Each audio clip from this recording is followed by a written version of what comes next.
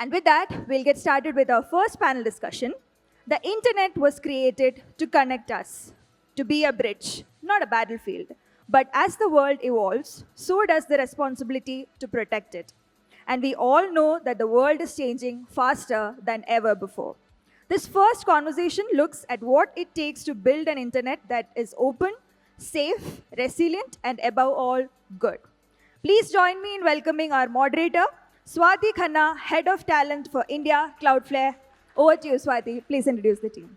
Thanks a lot, Arundhati. And thank you, everyone. Few minutes back, we weren't even sure we were going to see you guys here. So like a special round of applause for the audience out there.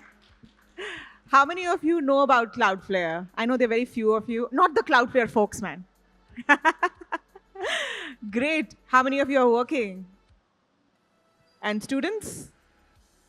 Awesome. So we have like something for each one of you, but maybe that's towards the end. We are here to talk to you guys about, what Cloudflare is doing with respect to making internet secure, and that too at a massive scale. So folks, we live in a world where the internet is no longer just infrastructure, it's healthcare, education, journalism, democracy, and commerce. And yet, every second unseen battles are being fought across it. Bots, breaches, fraud, outages, and attacks. Most users will not even know what's transpiring. Today, we are here to talk about what it truly means to protect internet at global scale, not in theory, but in production. What does it take to defend billions of requests a day, billions of users, and millions of businesses? I'm thrilled to be joined by the leaders and engineers at Cloudflare who work at the very edge of internet. Together, we'll explore the reality of modern threats, the engineering behind safety at scale, and what good really looks like when it operates at a global volume. This one is for you guys. What percentage of internet is being run on Cloudflare today? Any idea, any thoughts? No, not Cloudflare, folks. Guesses, just like a guess, like what percentage of internet is being run on Cloudflare? We had a massive outage. Everybody knows us from that outage. I've been hearing that, but yes, any idea what percentage it is? Oh, 70%, wow. Okay. 15 to 20. Great, no, 20% is actually the right answer. And 20% of the world's internet itself is a massive scale, folks. So Cloudflare protects the most vulnerable corners of the web. We support small businesses. We keep critical public trust institutions online, that and a lot more, while I talk to the beautiful panelists out here today.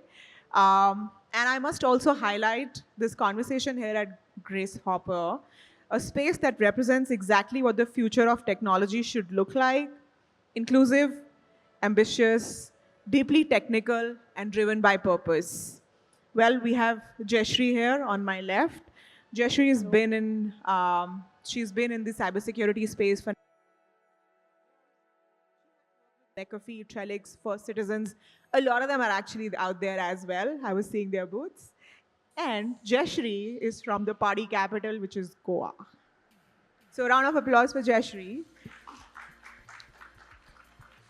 Well, Madeline is Director of Security at Cloudflare, and she's been with Cloudflare for like, 7 years? She is here for 2 months, and I think she's been making the most of what India has to offer while she's in India. She loves cooking Indian food and is taking Bollywood dance classes. Yes. Well, we have Ashwini. She's an engineer, and we snagged her from SpaceX. I don't think there's any better introduction to Ashwini than that. Great. Awesome.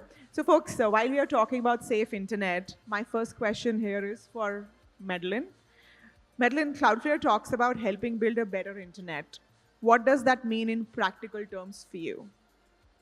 Yeah, actually, our programs around offering, a little bit louder. Yeah, our programs around offering free services to vulnerable organizations and protecting elections. Those are actually what drew me to Cloudflare over any other kind of security or risk specialist role. Um, and so it's what keeps me here is really the tech for good piece of the job. But what does it mean practically for my team? So I lead a team of governance, risk, and compliance specialists.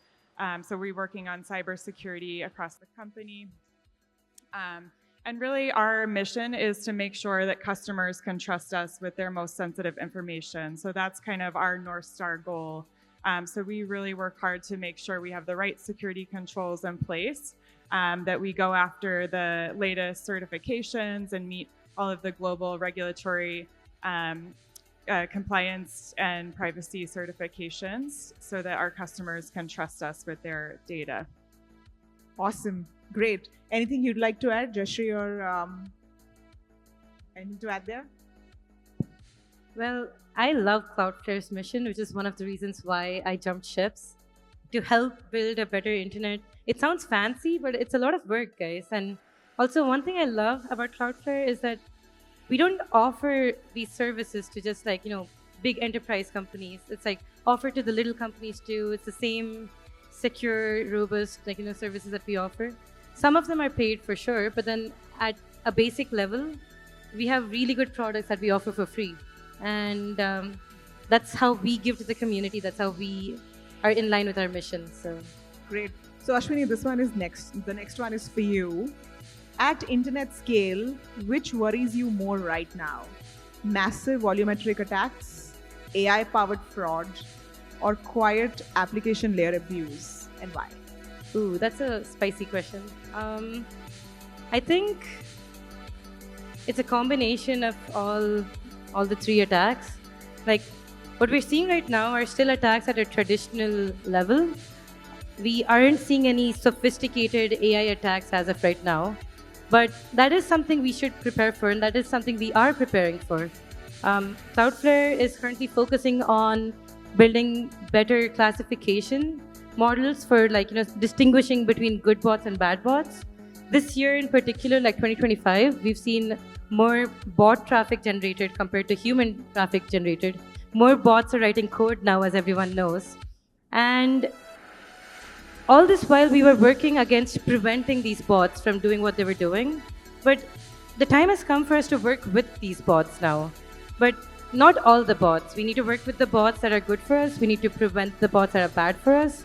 We need to put in a lot of work and engineering hours to make sure that our model is able to distinguish what's good and what's bad. We can't have a user ask a bot and say, hey, what's your password? And the bot just shares our secrets with the world. We can't have that. So there's a lot of effort that goes in there, and that's what we're currently focusing on. So that sounds like a Bollywood movie. There are hero bots and villain bots. So Jayashree, the next one is for you. In one sentence, how would you describe today's internet threat landscape? And what's the single biggest shift you've seen, since you've been around for a long time, especially in the last 2 to 3 years? So there are two types of attacks. Mainly one is very high-end, sophisticated attacks, and there are non-sophisticated attacks. Closer. What I see is going forward, the risk always remains around social engineering and phishing. That could be a combination of internal risk as well as external. And in the next 2 to 3 years, it could be more of threat actors which are using AI, making sure that they realistically make sure they sound real when they are, trying to steal information, make sure there are data breaches, exposure, vulnerabilities are misused. So I see that smaller gaps will be going to a big way where we can say that data breaches could be more real there. As soon as we know we can leverage AI to fix this gap, I think that is where it is. But it's going to get much more realistic where all fake things will look real in the future. Fake stuff looks really good online. Great. Well, my next one is, since all of you are talking about what Cloudflare does, we all know that, and I don't think everybody else here knows, but the Cloudflare team knows that there are some really interesting giveaways while we have our birthday week. And the ladies here are very interested in sharing with you what we do there. So yes, Madeline, over to you. Yeah, one of my favorite things at Cloudflare, so we give away a lot of products for free, and every year we celebrate our birthday. We call it Birthday Week, where we give away new products each year for free to our customers. So this year we had a cool update. So we have a new AI crawler product. So AI has really changed the way that we interact with web content. So maybe before you were going to Google and it's just presenting you based on the algorithm with kind of search results that match your request. Well, now I go to Google and I get the AI overview. I get almost all the information I need. So I'm not even going to the content creators, the websites to get that information. And this is hard for them too, because they're losing out on that revenue that they get by traffic visiting their websites. So Cloudflare has a new product to help give the content creators back that power, give them authority over what bots can do, what they can scrape off of their websites. And then part of the birthday week announcement is we made this actually free for 750 journalists and nonprofit news organizations. So that was a really awesome kind of giveaway we had this year. Great. Ashwini, which one is your favorite? My favorite is Workers AI for students, because as a student, it's so nice to get free stuff you can work on and for free, and you can just experiment, you can collab with other people and work on projects that excite you. Cloudflare actually has a Discord channel for this too, which lets students connect with each other. And if you have a great idea, you want to collab with someone, use Cloudflare tools, and we provide opportunities for that too. And yeah, Workers AI is from this birthday, and also this year we've started a new thing, which is we want to hire over 1,100 interns the coming year, and at least 100 of this is going to be from India. So if any of you are looking for internship opportunities, come meet us at the booth and we can talk about that, okay? But Jayashree, yours. This year, Cloudflare has given out one more feature, which is enterprise features, which should be free for all. This helps, both the ways. One is when you make enterprise features which are free, it helps small startups, small schools, small organization leverage this, and also gives back to the detection engines at Cloudflare, making sure that the enterprise is also leveraging this out. So this is helping overall the whole community as such, making sure we are having a better internet. Awesome. And that takes me to Project Galileo. We all know, folks at Cloudflare know, but you guys don't know. It helps protect nonprofits. And I would love Ashwini to, maybe take us through what Project Galileo does. And maybe a little bit on, what trends are we seeing globally around, these threats that and we don't know nonprofits also face these threats. But yeah, why don't you touch upon that? Yeah, Project Galileo is one of the projects that's special to our hearts at Cloudflare. It was launched in 2014. It's been 10 years. And what Project Galileo does is it empowers nonprofits, human rights organizations to have their voice and keep doing what they're doing, focus on their mission without worrying about cyber threats and a lot of people try to hijack these sites to prevent people from, sharing what needs to be shared, like malicious attacks. And nonprofits often don't have the funding to fend off these threats. And that's where Galileo steps in, Project Galileo. We try to help people, have a voice and not worry about the cyber issues. Two threats that we're seeing here are, one is DDoS attacks at a state level. It's very easy to cripple an NGO with that level of DDoS attacks, and that's something that we are aware of and we're working, to mitigate. The second one is the timing is tactical. So for example, if it's election time and attackers are hey, we want to sabotage these elections for some reason, they're not going to attack after the election is done. They'll probably not attack before the election is done. They're going to time it right. They're going to time it when the counting's going on or something like that. So these are two trends that we've looked at and we're aware of. So. Okay, that takes me to the project Athenian, which supports the election bodies. And Madeline, would love to hear about your, rather, why don't you tell the audience what do we do there? How do we support the countries when it comes to elections, which I think is like today being taken over by social media and it's influenced highly. Yeah, I think a lot of election websites are in the same position as some of the nonprofits where they don't have the tools and resources to protect their websites. And so the Athenian Project is our way of giving back and protecting those local sites to make sure that voters can access the information they need to get to the voting booths when it's time, and also protect the voter information that they may be storing. Anything that you can tell the audience, like maybe in layman terms, like how do we do that? Sorry, can you repeat that, please? Like maybe something which is easier for the audience to digest there on that.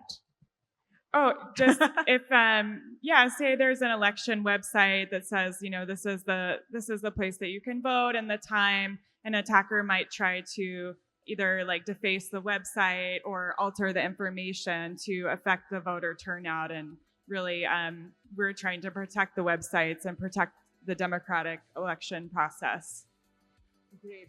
And Jayashree, here would you have some views on the cyber schools as well, right? So why don't you throw some light on that?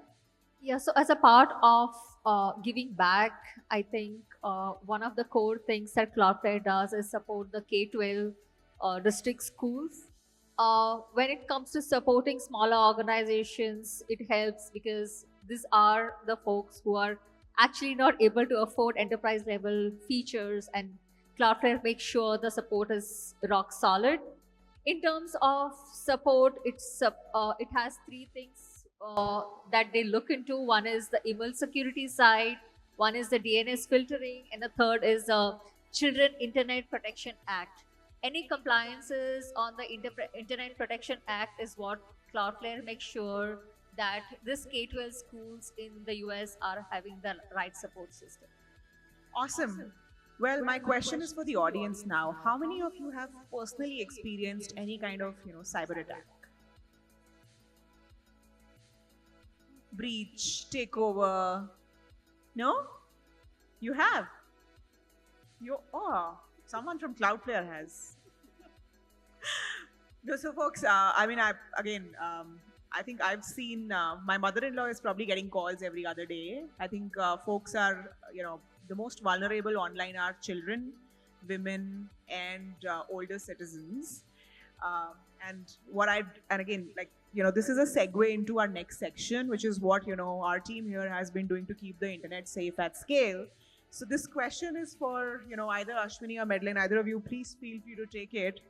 Can you help us walk through a real large-scale attack and outage that you worked on? What failed, what held, and what surprised you? And how did Cloudflare or even you guys manage it?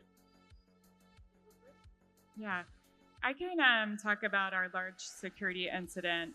Now it was 2 years ago around the U.S. Thanksgiving holiday, so just past November timeframe.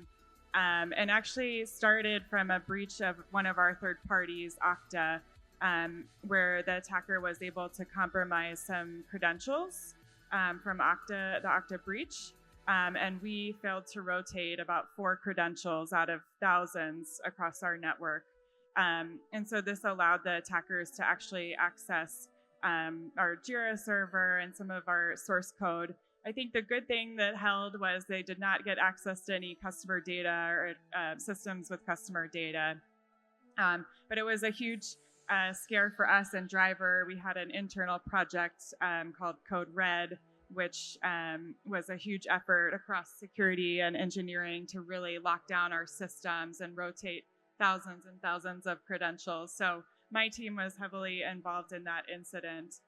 But one thing I'll say about Cloudflare and incidents overall is just we have a strong culture of transparency. And so you can look this up after the talk, the Cloudflare Thanksgiving incident, and you can find a detailed timeline of exactly what happened, what the attacker did, what we did at each step.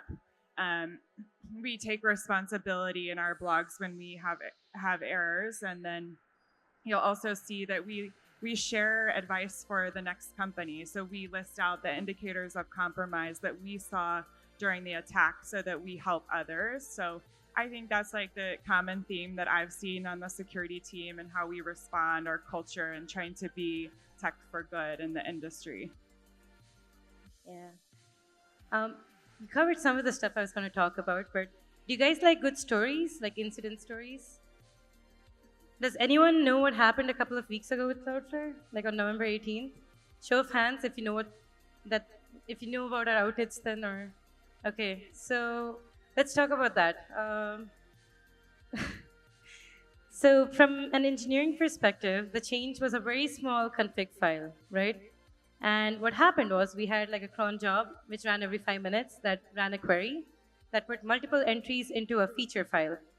And this feature file was expected to be within a certain size range, but since we were stuffing in multiple entries, it just bloated up and became double in size. And this was a limitation which the internal system could not ingest this file of this size. And then that cascaded and we had a chain reaction, and as you know, multiple services went down. At first we thought it was a malicious attack but we were very quick to triage it, and we were quicker to make a blog post and post it. And one thing that I want to echo with what Madeline just said is Cloudflare is so transparent that sometimes you are surprised. I mean, you're not surprised because it's always been transparent, but you don't see this transparency a lot, with a lot of companies. And that's something I'm really proud of, when I work at this company, because that blog post even has the queries and it has a lot of details which you'd look at and say, is the company okay putting this out there? And for Cloudflare, we build trust with our clients by, explaining how things are the way they are, no hiding anything, sweeping anything under the rug. We don't believe in any of that. So if you haven't checked it out, check out our blog posts because they have a lot of fun incidents that any engineer is going to look at and say, haha, but at the time of investigation, trust me, it was a pain point. So I have to tell this to you guys I actually joined Cloudflare last month. Before I joined, people were like, what is this? Where are you joining? And I would be like, CAPTCHA.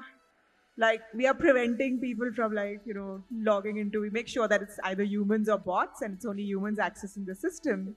And then after the outage, there's so many of these folks, oh, now we know where you work. I said, yeah. But I think that worked out very well for us. Not just that, and this is a story I've been telling everyone. My daughter actually calls me and says, Mom, GPT is down. It's because of you guys. And I'm like, yes. And then she says, oh, you guys are so big. I'm like, yeah. So yes, a round of applause for our Cloudflare internet protectors. Yeah. And not just GPT, like Zeroda, if you guys use Zeroda, Sony Music, and you'd be surprised. Yeah. Yeah. I'm sure there are a lot more stories there though. Okay, so this one is for you, Ashwini, again. Cloudflare blocks massive DDoS attacks daily. And maybe you can just tell the audience who doesn't know about DDoS. Everybody knows what DDoS attacks are? Oh, great. Oh, we have educated audience then, unlike me. Yeah. Great. What does that look like behind the scenes? Ooh, fun question again from an engineering lens, guys. As you know, DDoS attacks are when you swarm the system with 100 billion requests, and assuming the system can't take 100 billion requests, then that's a DDoS attack right there. And at Cloudflare, what's interesting is we've managed to automate everything. A couple of years ago, our biggest DDoS attack was about 2-3 terabits per second. And recently, again, in October end this year, we saw a world record of almost 30 terabits per second DDoS attack. And we just got a notification saying, hey, this was the attack, this is the size, and it's mitigated. We didn't have to manually intervene at all. And to get at that level, it takes a lot of effort. And yeah, that's really cool of us. Any of you would like to add there? Yeah, and to add to what Ashwini said, just for everybody, the numbers are at Q1 of 25, we blocked around 20.5 million attacks in one quarter, which is close to 220K per day. Wow. And that's a huge amount of attack that has been blocked. 3 areas that Cloudflare looks at mitigating this attack is one is the Anycast with network doing absorption and diffusion. The second would be around the real-time detection and sensitivity, and the third is around surgical mitigation and making sure that we are going deep dive and understanding the type of attacks. So if you know these three areas, this is the way Cloudflare gets into making sure these attacks are blocked at every given second as it happens.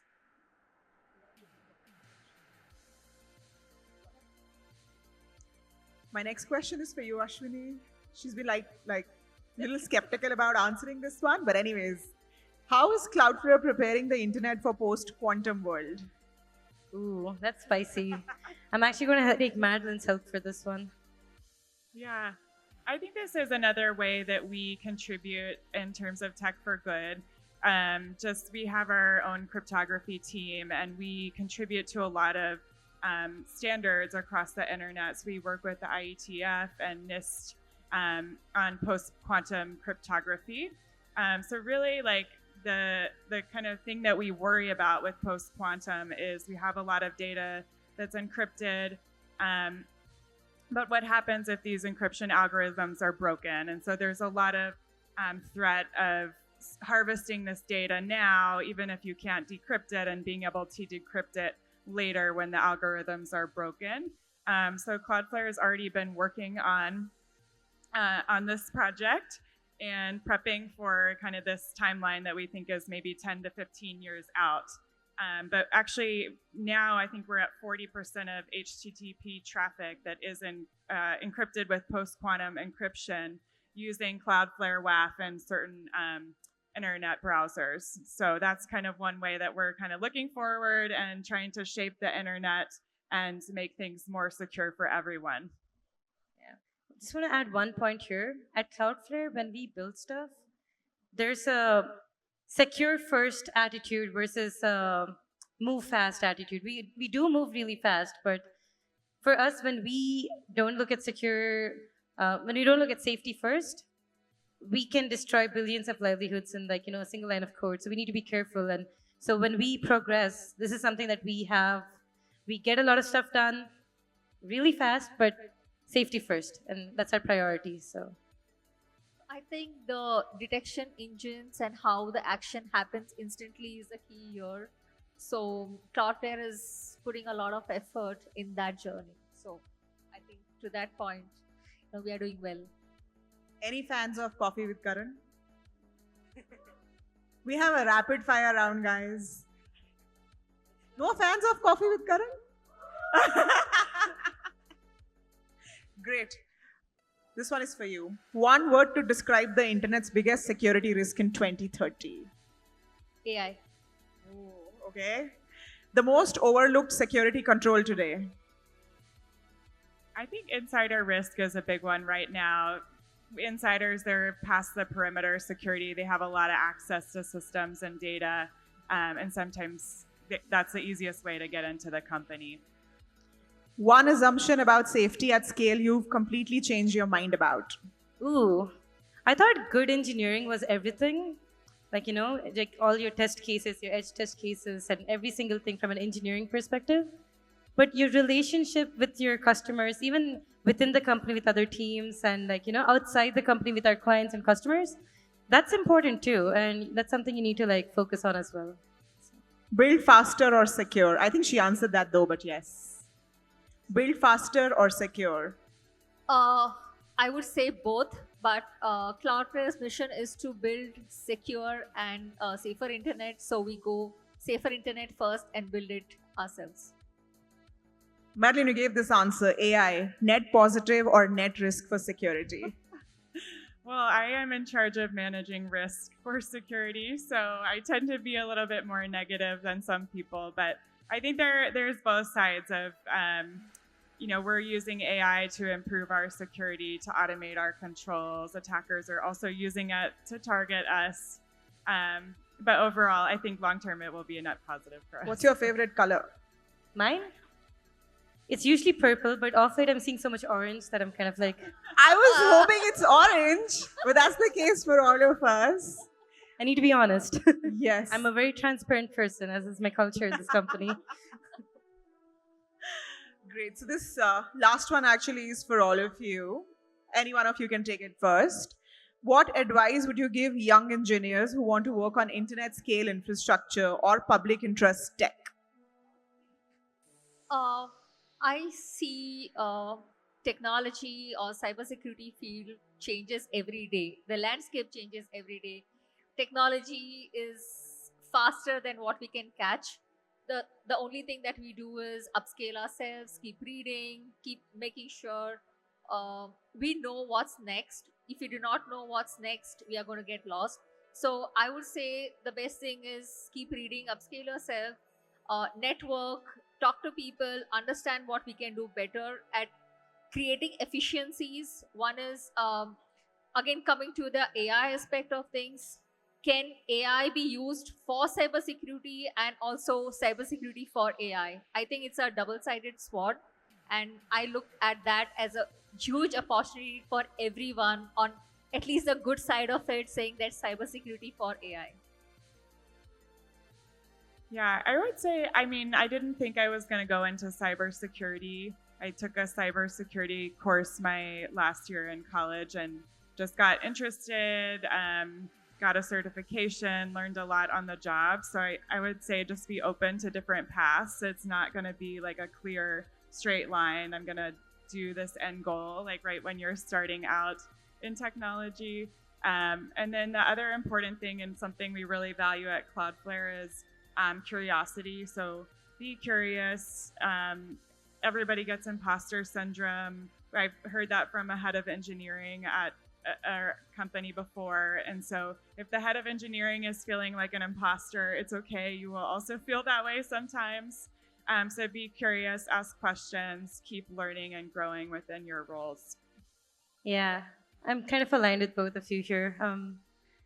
I never thought I'd end up at a cybersecurity company too. I've tried aerospace, I've tried casino analytics in Macau, I've tried this, and just have fun as you go. And my advice: how many engineers here? How many women in tech who are like looking for a career in tech? Okay, awesome. That's a great show of hands. My advice would be master the fundamentals because you can use that everywhere. Be curious. Don't be afraid to ask questions, even if it sounds silly. If you don't know it, ask, you know. And the third part is when you ship your products, your services, your code, ship it with responsibility. Like take ownership of what you've done. And always remember whatever you're building is going to be consumed by people. And when you keep that in mind, it makes things easier because, you know, you're a human too. So it lets you build with, you know, ethics and empathy and yeah.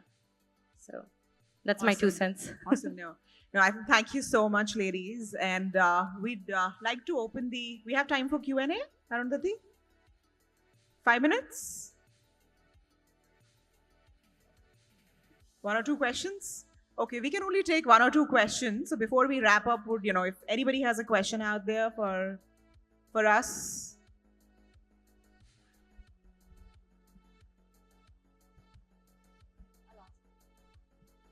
Okay, one question for you is who are your biggest Closer, I can. Okay, who are your biggest competitors and how are you making your edge against them?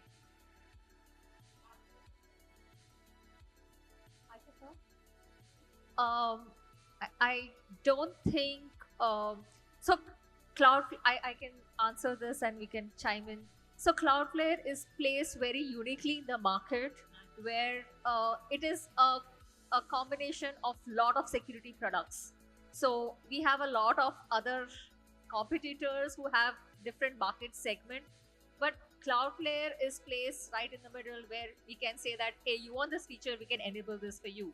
So in the past, I think where Cloudflare started as a CDN, we had Akamai as a competitor, as I might say, but we have moved on to that journey. Right now, I think Cloudflare is a competitor for everybody in the security market. So Wow, and that is what I was trying to link, you know, Cloudflare with some other companies which I'm aware of. I was at not a security, the customer conference, which is Cloudflare Connect in the month of September. Okay. And trust me, like everything from a AI firewall, where it detects a AI traffic and tags AI traffic, make sure the bot, which is, you know, based on AI, understands the traffic which is AI, all that is also done by Cloudflare and detected. Awesome, amazing. So yeah. we are Good everywhere. work. Yeah.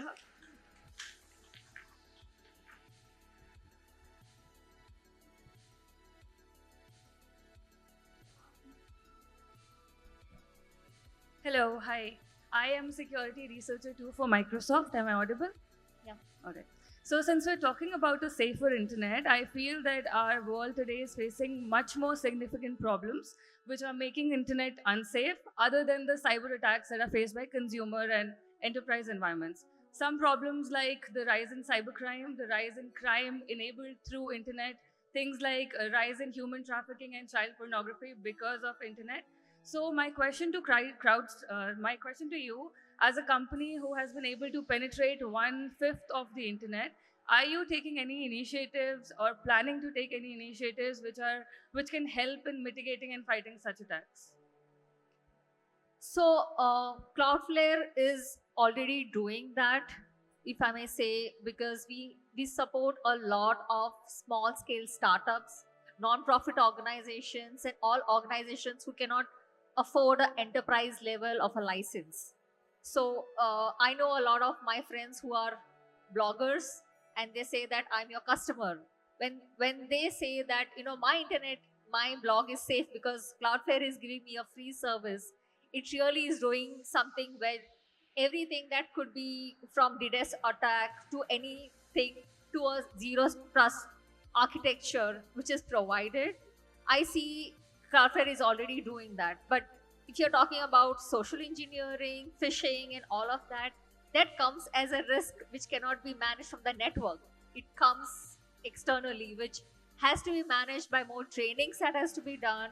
It has to be done by managing insider risk of your employees, understanding the enterprise side of security, and overall understanding, even if tomorrow there is a breach, if you have a zero trust architecture, how much information can go out and the least impact or the least breach that can happen. And I'm sure all of you have heard about so many breaches in the past, and the India regulatory environment is so strict that we have a few hours to, transparently report this risk and report this data breaches.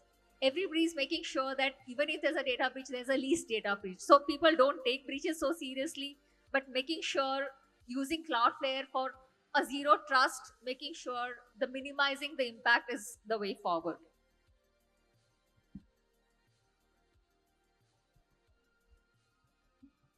Do we have any more questions? We have a few questions, but we are kind of running short of time. Maybe we can catch up later with the speakers. But thank you so much, ladies. Give a huge round of applause for the ladies on the dais. I now invite the track curator, Yogini, onto the dais to give a sweet memento to Swati Khanna, our moderator. And the If rest of any them? of you have any more questions, please come see us at our booth.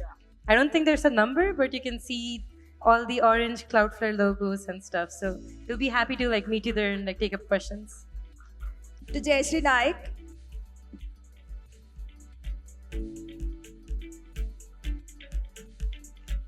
Also invite Hina, our track curator, onto the dais to give the memento to Madeline. Can we have all the ladies in the front for a quick photo along with the track curators? Thank you so much, ladies, and thank you so much, guys.